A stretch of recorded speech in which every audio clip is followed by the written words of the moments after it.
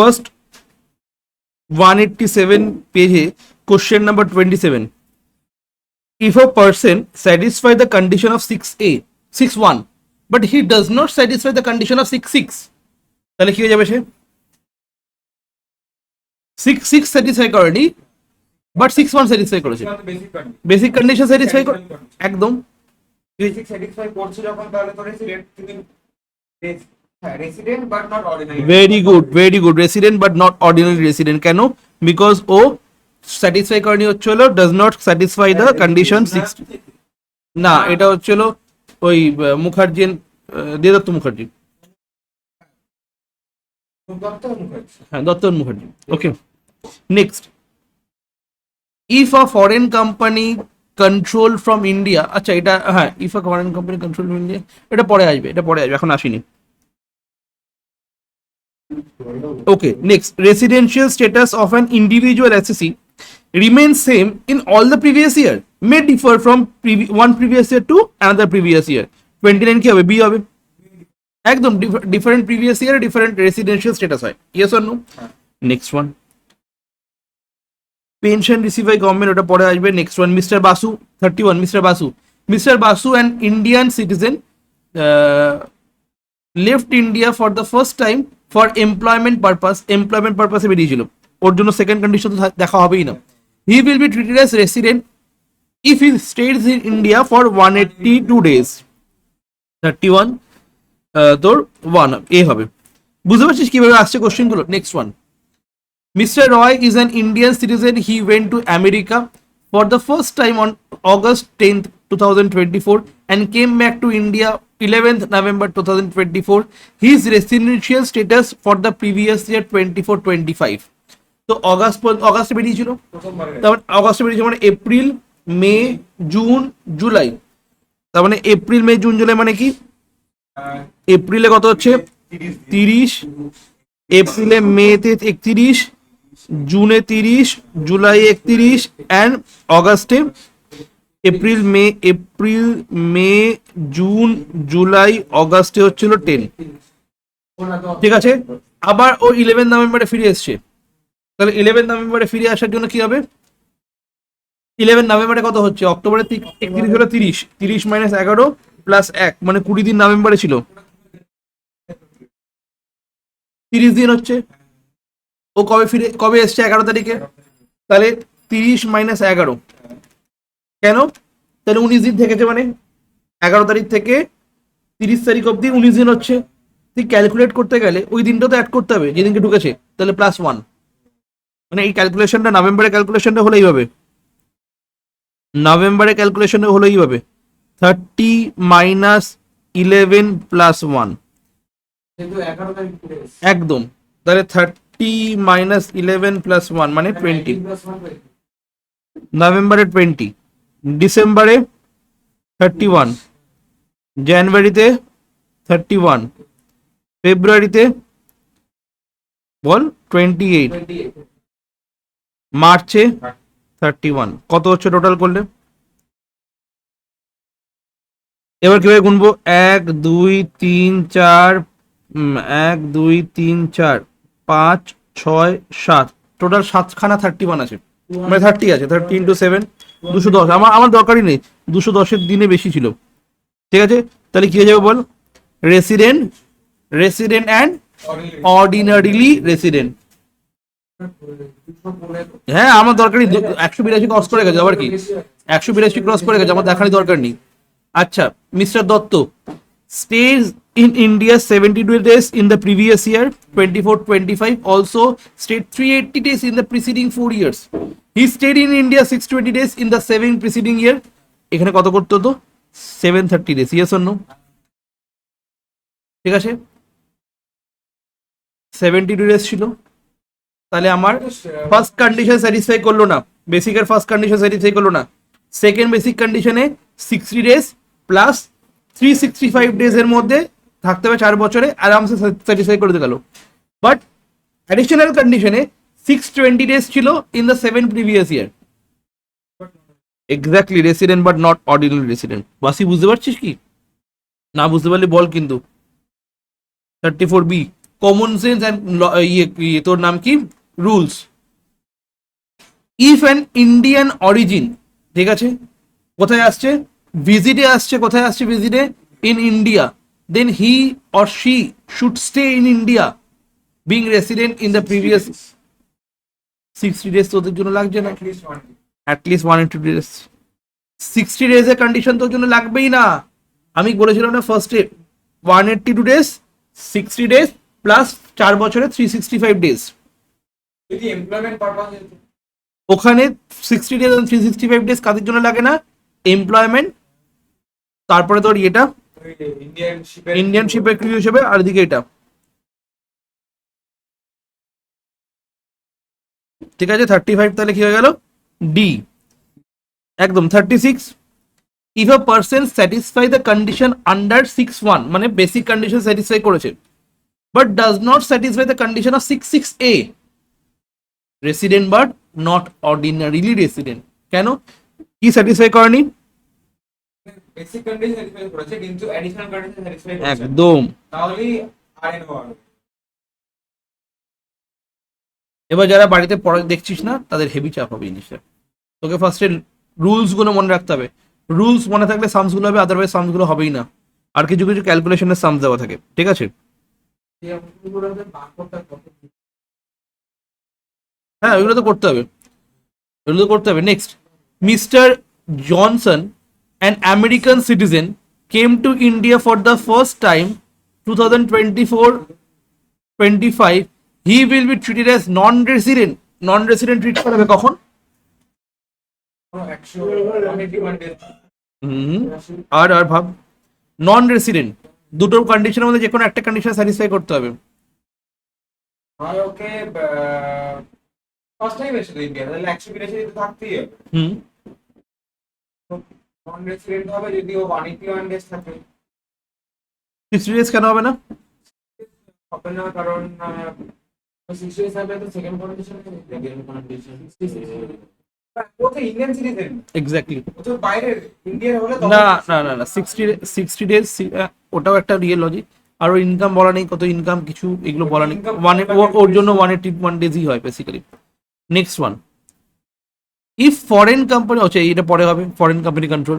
আচ্ছা next one, mister Sen, a person of Indian origin, বেটা Indian origin, came to visit in India, 70 days ছিল, second basic কন্ডিশনে 70 days ছিল, and 365 দিন ছিল প্রিভিয়াস 4টে বছরে। কি হবে? রেসিডেন্টের অলরেডি আরো বেসিক কন্ডিশন তো পুরো স্যাটিসফাই করছে। 7 দিনও ছিল আর 365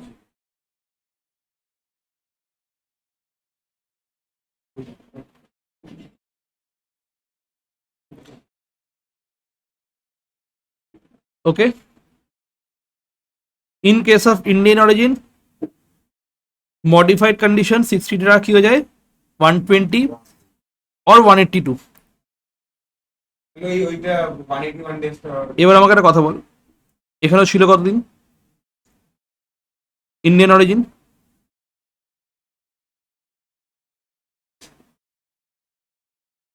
কদিন ছিল ইন্ডিয়ান অরিজিন বল?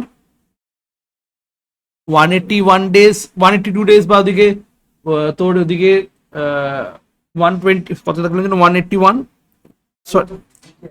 না না হ্যাঁ, ওর জন্য হচ্ছে হলো এই কন্ডিশন স্যাটিসফাই করতে হবে, অর এই কন্ডিশনটা মডিফাই হয়ে গিয়ে 60 ডেজটা 120 days হয়ে যাবে, ঠিক আছে, অর 182 days হয়ে যাবে। ও হচ্ছিল 70 days, না 120 days, না 182 days। তাহলে কি হয়ে গেল?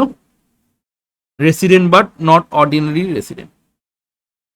ও ইন্ডিয়ান অরিজিন না, ইন্ডিয়ান অরিজিনকে ফার্স্ট বেসিক কন্ডিশনের জন্য 182 days থাকতে হয়, ইয়েস অর নো?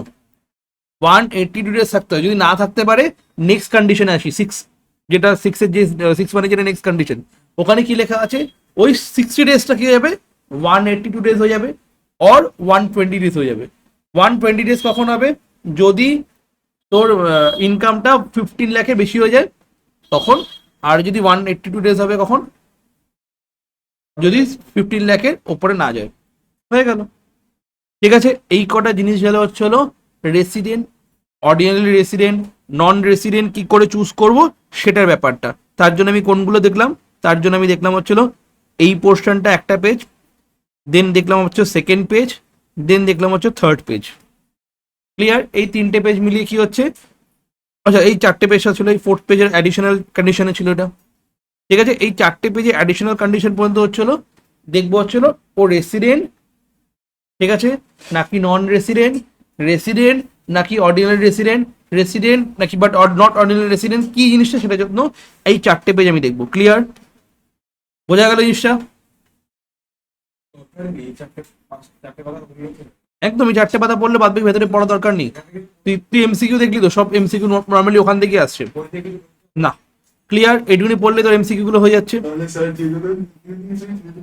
একদম একদম একদম একদম একদম একদম। এবার হচ্ছে হলো নেক্সট যেটা ইনসিডেন্স অফ ট্যাক্স, ভালো করে শুনবি এবার। এই ইনসিডেন্স অফ ট্যাক্সটা হয়ে গেলে তোদের সামসের পোর্শন কমপ্লিট, মানে আর কোনো সামস নেই ট্যাক্স অ্যান্ড কস্ট থেকে, অনলি থিওরি। ভালো করে শোন, অনলি, খুব ইম্পর্টেন্ট, অনলি থিওরিটিক্যাল পোর্শন আসবে, ঠিক আছে, বাদ বাকি পোর্শন থেকে দুটো সামসের part, one is cost sheet and second one is residential status, বাদ বাকি সব থিওরি আসবে। ক্লিয়ার? তাহলে এবার আমি যখন এইটা দেখবো, সেকেন্ড জিনিসটা incidence of tax. What is incidence of tax? ওটারই continuation. First identify the individual কি হচ্ছে, রেসিডেন্ট হচ্ছে নাকি নট অর্ডিনারি রেসিডেন্ট হচ্ছে নাকি নন রেসিডেন্ট হচ্ছে। ভালো করে শোন, এখানে ভালো করে দেখ এদিকে একবার, না হলে মাথা দিয়ে বেরিয়ে যাবে, কিন্তু কিচ্ছু বুঝতে পারবি না। ফার্স্ট আইডেন্টিফাই ওই লোকটা আর হচ্ছে নাকি RNOR হচ্ছে নাকি নন রেসিডেন্ট হচ্ছে। ক্লিয়ার? ফার্স্ট আইডেন্টিফাই আর হচ্ছে নাকি RNOR হচ্ছে নাকি নন রেসিডেন্ট হচ্ছে, ফার্স্ট এটা আইডেন্টিফাই করতে হবে। কেন আইডেন্টিফাই করব? বিকজ এটার উপরে ডিপেন্ড করে সবকিছু ডিপেন্ড করছে, এটার উপরে ডিপেন্ড করে সবকিছু ডিপেন্ড করছে। কিরকম ডিপেন্ড করছে স্যার? যদি ইনকাম আর্ন করে ওর থেকে ট্যাক্স নেওয়া হবে কি হবে না, এখানে বুঝতে পারবো সেটা। যদি ইনকাম ট্যাক্স হবে কি হবে না, এখান থেকে আমি বুঝতে পারবো। ফার্স্টে আইডেন্টিফাই করলাম যে শিবম ROR, ঠিক আছে, অরুণাংশু RNOR, আর ওয়াসিউ নন রেসিডেন্ট। ওকে, তিনজন তিনটে ডিফারেন্ট ইয়ে, ROR, RNOR and NR।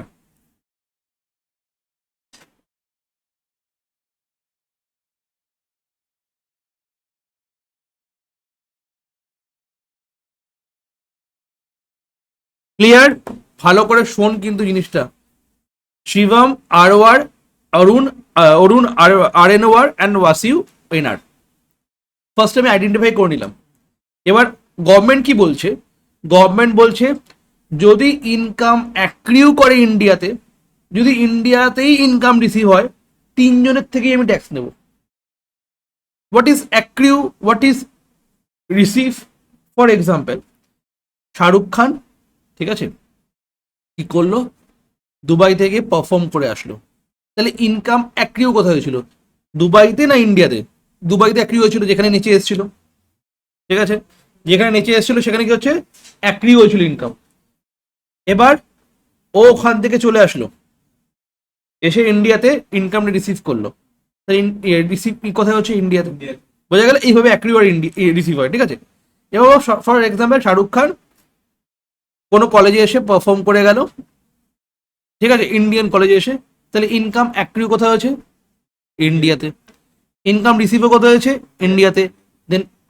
Then tax নেবো আমি ওর থেকে, ও ROR হোক, ও RNOR হোক, ও NR হোক, যাই হোক না ট্যাক্স দেবো। ক্লিয়ার? আরেকবার এক্সাম্পল, শিবম, ঠিক আছে, দোকান কোথায় শিবমের, রানীকুটি, ইনকাম অ্যাক্রিউ কোথায় হচ্ছে, ইন্ডিয়াতে। টাকা কোথায় দিচ্ছে লোকজন, ইন্ডিয়াতে, ঠিক আছে। মুভি ডিরেক্ট করছে ইয়ে অরুণ, ঠিক আছে, উইথ অহনা, ঠিক আছে। আরে দেব আর ইয়ে শুভশ্রী হতেই পারে, এনিথিং পসিবল। দেব আর শুভশ্রী, আরে দেব আর শুভশ্রী, তুই শুনতে পেয়েছিস ভালো করে? কারণ হেডফোনটা লাগা ভালো করে, হ্যাঁ, ঠিক আছে, ভালো করে শুনবি। আমার একটা কানেক্ট ইয়ে কিনতে হবে, কানেক্টার কিনতে হবে দুটো, এরকম টুকটুক করে বেরোয় না দুটো দিকে, একটা দিকে মাইক লাগাবো আর একটা দিকে বক্স লাগাবো, তাহলে কি হবে, আওয়াজটা বেশি না, অনলাইনে পাওয়া যায় এখন। সাত নিয়ে যাচ্ছি না, যেতে পারবো না, ঠিক আছে, তুই কানেক্টর অনলাইনে করবো, আমাকে যে ইয়ে পড়ে আছে তো দরকার নেই, আমাকে অনলাইনে পয়সা, অনলাইনে টাকা না, অনলাইনে আমাকে আমার পয়েন্ট পড়ে আছে, পয়েন্ট দিয়ে কিনে নেবো, ধরি না আমার পয়সা দিয়ে কিনবো, ঠিক আছে।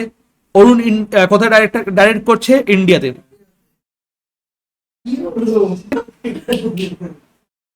ও মুভি ডিরেক্ট কোথায় করছে, ইন্ডিয়াতে।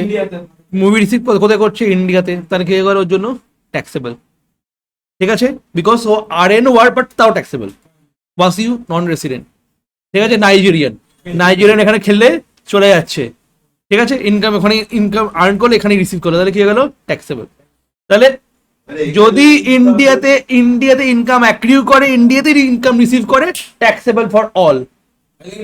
ভালো, ওয়েট এখনো যাইনি, আস্তে আস্তে করে আসবো। Then income accrue outside India but receive in India, যেটা শাহরুখ খানের ব্যাপারে বললাম। শাহরুখ খান কোথায় নিচে আসলো, দুবাইতে নিচে আসলো, এসে কোথায় ইনকাম রিসিভ করলো, ইনকামে তাহলে অ্যাক্রিউ কোথায় হলো, দুবাইতে, বুর্জ খলিফা, ঠিক আছে। নেক্সট ইন্ডিয়াতে এসে টাকাটা রিসিভ করলো, ট্যাক্সেবল ফর অল। এক্সাম্পল তোদের জন্য, শিবাম, তিনজনের নাম নিয়েছি, তার পিছনে কারণ আছে। শিবাম কি করলো, দুবাইতে একটা জুয়েলারি শপ খুললো, তাহলে ইনকাম অ্যাক্রিউ কোথায় হচ্ছে, দুবাইতে, বাট ওই টাকাগুলো ইন্ডিয়াতে চলে আসছে, তাহলে রিসিভ কোথায় হচ্ছে, ইন্ডিয়াতে। ও কি হচ্ছে, আর ট্যাক্সেবল। অরুণাংশু মুভি ডিরেক্ট করেছে আউটসাইড ইন্ডিয়া, হলিউডে, টম ক্রুজকে নিয়ে, ঠিক আছে, না টম ক্রুজে না হোনা, okay wait first time video না, মিশন ইম্পসিবল 2, মিশন ইম্পসিবল 4 পর্যন্ত ছিল, তারপরে ডেড রিকন এইসব ছিল, ওই 7 ওই আরে ভাবতে কি যাচ্ছে 7, ঠিক আছে। টম ক্রুজ অহনা কোথায় চলে গেলি ভাব, ঠিক আছে, টম ক্রুজের সঙ্গে ডিরেক্ট করছে, ইনকাম অ্যাক্রিউ কোথায় হয়েছে, হলিউড, আউটসাইড ইন্ডিয়া, ঠিক আছে, আর টাকাগুলো ওর মা বাবাকে ইন্ডিয়াতে পাঠাচ্ছে, ইন্ডিয়ার ব্যাংক অ্যাকাউন্টে, তাহলে কি গেলো, রিসিভ কোথায় গেলো, ইন্ডিয়াতে, ট্যাক্সেবল, ঠিক আছে। নাইজেরিয়ান বেটা ওয়াসিউ খেলে আসলো নাইজেরিয়ার হয়ে ওয়ার্ল্ড কাপে, ইনকাম অ্যাক্রিউ কোথায় হয়েছে, ইন্ডিয়া, আউটসাইড ইন্ডিয়াতে, ঠিক আছে, বাট ইনকাম রিসিভ কোথায় করছো, এখানে ইন্ডিয়াতে এসে, ট্যাক্সেবল, লে বেটা। তাহলে কি হচ্ছে, ইনকাম অ্যাক্রিউ হোক, ইনকাম রিসিভ হোক, যাই হোক না কেন ট্যাক্সেবল হয়ে যাবে ইন্ডিয়াতে, ঠিক আছে। এবার হোক এই দেখে ভাবলি না, এবার দেখে ভাবলি, এবার শিবম দেখে বলো, আরে ওখানে আমি অ্যাক্রিউ করছি, ওখান থেকেও ট্যাক্স নিচ্ছি, রিসিভ করছি বলে এখানে, আচ্ছা তাহলে আমি উল্টো করবো। শিবম ভাবলো কি, আমি বিজনেস এখানে করবো, বাট আমি টাকাগুলো দুবাইতে নেবো, ভালো করে শোন, তাও ট্যাক্সেবল। কেন, ইনকাম যদি অ্যাক্রিউ হয় বাট রিসিভড আউটসাইড ইন্ডিয়া হয়, তাও ট্যাক্সেবল হচ্ছে, ক্লিয়ার। সেম ভাবে তাও ভাবে অরুণাংশু ইন্ডিয়াতে মুভি ডিরেক্ট করে আউটসাইড ইন্ডিয়া থেকে টাকা নিচ্ছে, ট্যাক্সেবল। ও ইন্ডিয়াতে খেলে আউটসাইড ইন্ডিয়াতে টাকা নিচ্ছে, ট্যাক্সেবল। মানে কনসেপ্ট হচ্ছে হলো, ইন্ডিয়াতে অ্যাক্রিউ হোক, ইন্ডিয়াতে রিসিভ হোক, যাই হোক না কেন, যে কোনো দুটোর মধ্যে যে কোনো একটা হোক না কেন, ট্যাক্সেবল ফর অল।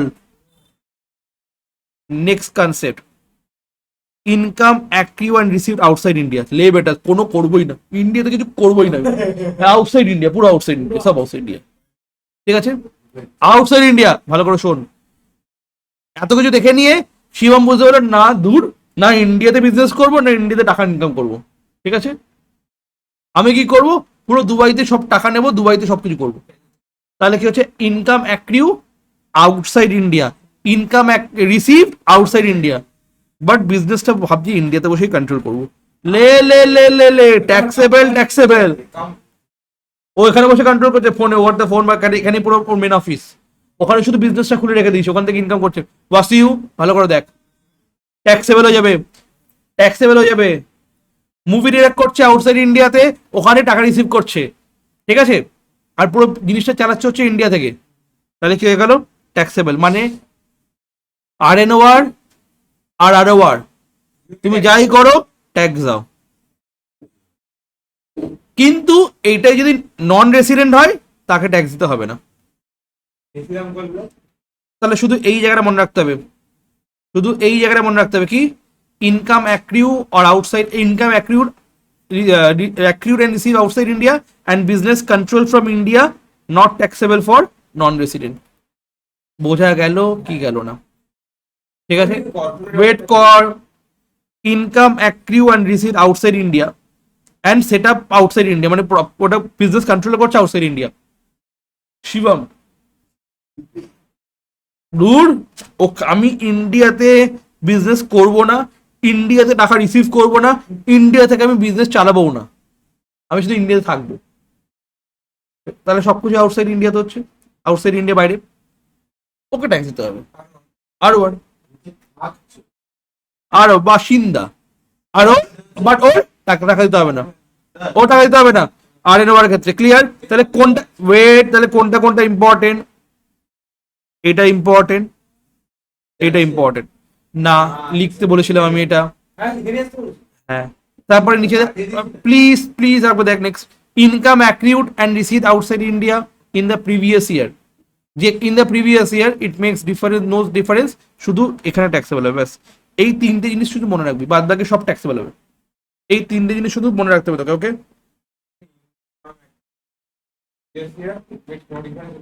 ঠিক আছে। আর যদি প্রিভিয়াস ইয়ারে কোনো ইনকাম রেমিট হয়ে থাকে কারোর জন্য ট্যাক্সেবল হবে না, মানে আগে অলরেডি ট্যাক্সেবল হয়ে গেছে। এটাই সামারি ফর্ম। ইন্ডিয়াতে ইনকাম অ্যাক্রিউ হয়েছে বা রিসিভ হয়েছে, ট্যাক্সেবল ফর অল। ইনকাম ইন্ডিয়াতে অ্যাক্রিউ হয়েছে, রিসিভ হয়েছে, বাট দুটো আউটসাইড ইন্ডিয়াতে হয়েছে, business control from India, taxable for ROR and RNOR।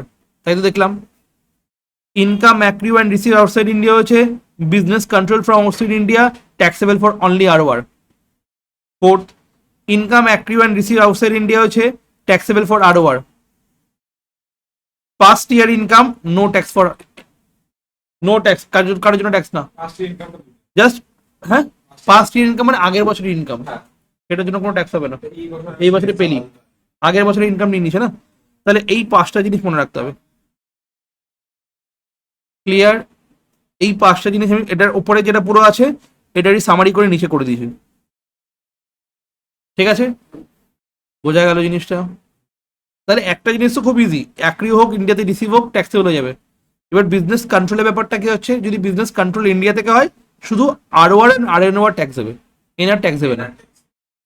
ঠিক আছে, আর যদি আউটসাইড ইন্ডিয়া, আউটসাইড দুটি আউটসাইড ইন্ডিয়া হয় শুধু ROR দেবে, মানে ROR এর ক্ষেত্রে তো कुछ भी कर लो बेटा तुमको टैक्स देना होगा, ROR तुम कुछ भी कर लो तुमको टैक्स देना होगा। RNOR এর ক্ষেত্রে কখন ট্যাক্স দিতে হবে না, RNOR এর ক্ষেত্রে কখন ট্যাক্স দিতে হবে না, যদি বিজনেস আউটসাইড ইন্ডিয়াতে হয়, বিজনেস সবকিছু আউটসাইড ইন্ডিয়া, নাহলে সব জায়গায় ট্যাক্স দিতে হচ্ছে। তাহলে কি মনে রাখবি শিবম, তুই কিছুই কর, তুই ভাসবি, তুই ট্যাক্স দিবি। ওয়াসিউ ওই ও কি হচ্ছে, অরুণাংশু কি হচ্ছে, RNOR কি হচ্ছে, যদি আউটসাইড ইন্ডিয়াতে বিজনেস হয়, বিজনেস কন্ট্রোল আউটসাইড ইন্ডিয়া হয়, ইনকাম রিসিভ আউটসাইড ইন্ডিয়া হয়, সব আউটসাইড ইন্ডিয়া, তাহলে ট্যাক্স দিতে হবে না, বাদ বাকি সব জায়গায় ট্যাক্স দিতে হবে। ওয়াসিউ খালি তিনটে জায়গায় ট্যাক্স দিতে হবে, খালি তিনটে জায়গায় ট্যাক্স দিতে হবে। যদি ইনকাম ইন্ডিয়াতে অ্যাক্রিউ করিস বা রিসিভ করিস তাহলে ওয়াসিউ ট্যাক্স দিবি। তিনজনের জন্য তিনটে মনে রাখলো। এবার সামসুলো করি। এই যে বোঝালাম জিনিসটা, এই বোঝানোটা ইম্পর্টেন্ট। এই বোঝানো হয়ে যাওয়ার পরে ইজিলি জিনিসগুলো হয়ে যায়, নাহলে হবে না জিনিসটা। তাহলে 182 পেজে চলে আসবি, ইলাস্ট্রেশন 3। না না এই বইটা, ঠিক আছে, ভালো করে শুনবি, ভালো করে শুনবি। লোকটা দেখ, রেসিডেন্ট অ্যান্ড অর্ডিনারিলি রেসিডেন্ট, আর একটা হচ্ছে হলো resident but not ordinarily resident. First বলেছে হচ্ছে হলো income from agricultural land in Nepal, income accrue কোথায় হলো, বাইরে। রিসিভের ব্যাপারে কিছু বলেছে, আমি ধরবো রিসিভ ইন্ডিয়াতে হয়েছে, দুজনের জন্য ট্যাক্সেবল। বাইরে তো ক্যাশ নিয়ে আসতে হবে। হ্যাঁ, বাইরে টাকা নিয়ে না দুজনের জন্য ট্যাক্সেবল হবে। বলে যদি না দেয় যে টাকা কোথায় 5,000 ধরেই না বলছি ইন্ডিয়াতে পাবে। হ্যাঁ ধরে নিবি 50 তো এখানে ট্যাক্সেবল করে দিবি, 50 তো এখানে ট্যাক্সেবল হবে। এটা কবে এসেছিল? 2017-তে এসেছিল না? অ্যাকসেপ্ট দ্বারা তো এই এই এই শোন, এখানে ওরা অ্যাজিউম করেছে the income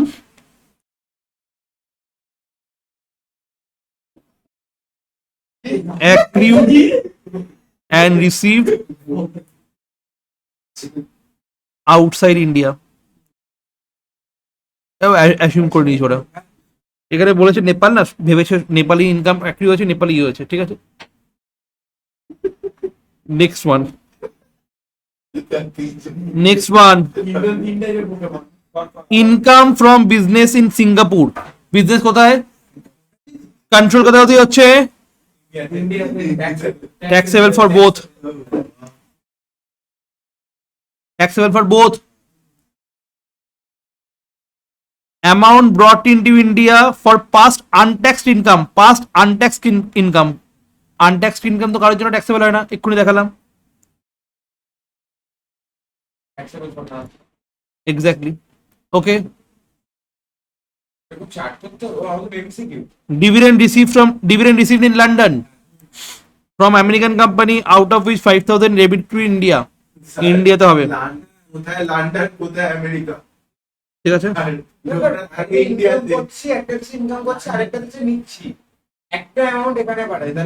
taxable for ROR, এখানে দেখ, ডিভিডেন্ড রিসিভড ইন লন্ডন, এই dividend received in London from American company, ও আমেরিকান কোম্পানি থেকে ডিভিডেন্ড রিসিভ করেছে, তাহলে income accrue outside India, income received outside India. ভালো করে শোন, হ্যাঁ, আরওয়ারকে দিতে হবে না তো, আরওয়ারকে দিতে হবে, ঠিক আছে, আরওয়ারকে দিতে হবে। তাহলে কত টাকা দিতে হচ্ছে?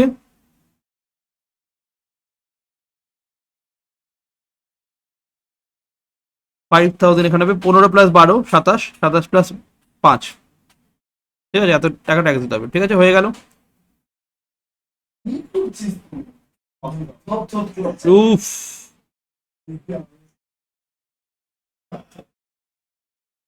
ও একটাই সাম দিয়েছিল নাকি? তারা দেখ একবার, পেনশন, এই ভালো করে দেখবি, pension receive from government of India, তাহলে ইন্ডিয়ার রেসিডেন্ট, ঠিক আছে। তাহলে কি হবে? ইন্ডিয়াতে ইনকাম অ্যাক্রিউ হচ্ছে, ইন্ডিয়াতে ইনকাম রিসিভ হচ্ছে, তাহলে কি হবে? অল, সবার জন্য ট্যাক্সেবল, লিখলাম না? এই কোশ্চেন এসেছিল, হ্যাঁ, এমসিকিউ, যেগুলো এগুলো এসেছে সেগুলোই করাচ্ছি। Next one, residential status of individual accessory shall be determined as under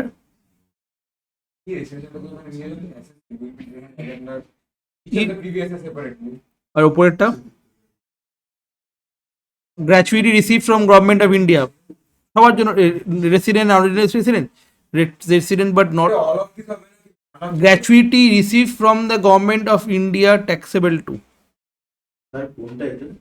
23, সবার জন্য ট্যাক্সেবল তো, হ্যাঁ, অল অফ দিস হবে,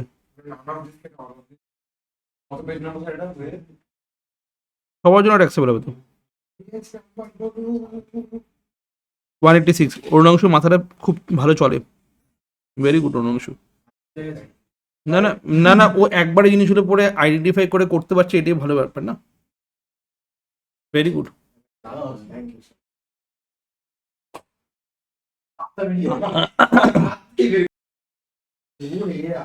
If a foreign company control from India, then its income from business will be taxable. Foreign company India থেকে control হচ্ছে, সবার জন্য taxable, সবার জন্য। বললাম না এখনই যে বিজনেস কন্ট্রোল, কি লেখা আছে এখানে? ওই তিনটে তো then its income from business will be taxable. দুজনের জন্য ট্যাক্সেবল হবে না, ফরেন কান্ট্রি থেকে ইন্ডিয়ার ভেতরে দুজনের জন্য ট্যাক্সেবল হবে না। আর মানে রেসিডেন্ট অ্যান্ড তোর দুজনের জন্যই হচ্ছে তো, মানে রেসিডেন্ট ট্যাক্স দেবে, resident but not ordinary resident tax দেবে, এনার দেবে না, এনার কেন দিতে যাবে? হ্যাঁ, তো বোথ হবে না আমার, আমি দুটোকে মার্ক করতে পারবো না। দুটো মার্ক করে চলে যায়। হ্যাঁ, দুটো ভাগ কেউ কেটে দেবে, দুটো ভাগ করলেই কেটে দেবে, মানে হাঁটিয়ে দেবে জিনিসটা। Next pension receive in India হয়ে গেল, সবার জন্য ট্যাক্সেবল যাবে 30টা। আগেও করেছিলাম এটা।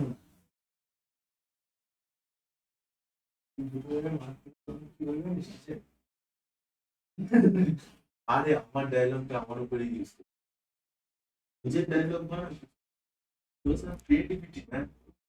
আবার গুরুম গুরুম হচ্ছে নাকি রে? এটা দেখ, এটা দেখ, profit from business control from India but accrued and received outside India. Control করেছে ইন্ডিয়া থেকে, তাহলে কি হবে? Profit from a business control from India, business control করছে ইন্ডিয়া থেকে, but accrue and receive outside India. Control from India is non-taxable in the hands of। ভালো করে কোশ্চেনটা পড় আগে। নন রেসিডেন্ট সবাইকে ট্যাক্স দিতে হবে, মানে রেসিডেন্ট এন্ড অর্ডিনারি রেসিডেন্ট, মানে ওই যে কোশ্চেনটা দেখতে তারই অপোজিট কোশ্চেনটা। এমসিকিউ করে মজা আসে যদি তুই বুঝতে পারিস। তো next one, if a foreign company control from India then income from business is taxable under. এই এক্ষুনি করেছিলাম আমি, বলতে জানবি, এক্ষুনি করেছিলাম 49। আমি পুরো পাঠিয়ে দেবো রে বাবু। ঠিক আছে, চ্যাপ্টার কমপ্লিট।